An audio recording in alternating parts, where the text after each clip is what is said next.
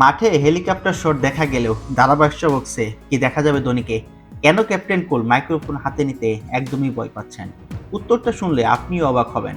Cricket থেকে অবসর নেওয়ার পর অনেক কিংবদন্তিকে আমরা ধারাভাষ্য দিতে দেখি, কিন্তু ধোনি এই পথে হাঁটতে একদমই নারাজ। তার কারণগুলোও বেশ গভীর। ধোনি মনে করেন খেলার বর্ণনা দেওয়া আর খেলোয়াড়দের সমালোচনা করার মধ্যে একটা সূক্ষ্ম রেখা থাকে। অনেক ধারাভাষ্যকারী অজান্তে সেই রেখা পার করে ফেলেন, যা ধোনির একদমই পছন্দ নয়। ধারাভাষ্য দেওয়া একটি শিল্প। কেউ ম্যাচ হারলে তার পেছনে কারণ থাকে। তিনি কাউকে ব্যক্তিগতভাবে আক্রমণ বা আঘাত না করে সেই কারণ ব্যাখ্যা করার দক্ষতা তার নেই বলে তিনি বিনয়ের সাথে প্রোগ্রামটিতে স্বীকার করেন। আমরা জানি ক্রিকেট মানেই রেকর্ডের খেলা, আর ধারাভাষ্য বক্সে বসলে তথ্যের ঝুলি খুলে বসতে হয়। এখানেই ধোনির আপত্তি। ধোনি অকপটে জানিয়েছেন তিনি পরিসংখ্যানে একেবারে ভালো নন।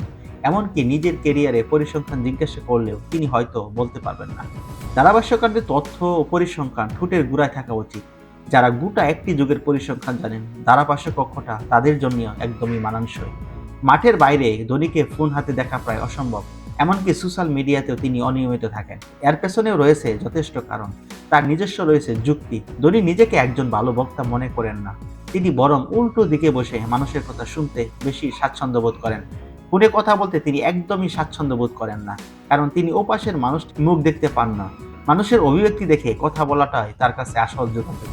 ধোনি যেমন মাঠে অনন্য ছিলেন, মাঠের বাইরের চিন্তা ভাবনাতেও তিনি তেমনই ব্যতিক্রমী। কোনো শ্রুতে গান না বসিয়ে তিনি নিজের সীমাবদ্ধতা এবং পছন্দকে গুরুত্ব দিতে জানেন, আর সম্ভবত এই সততাই তাকে সবার থেকে আলাদা করে রাখে।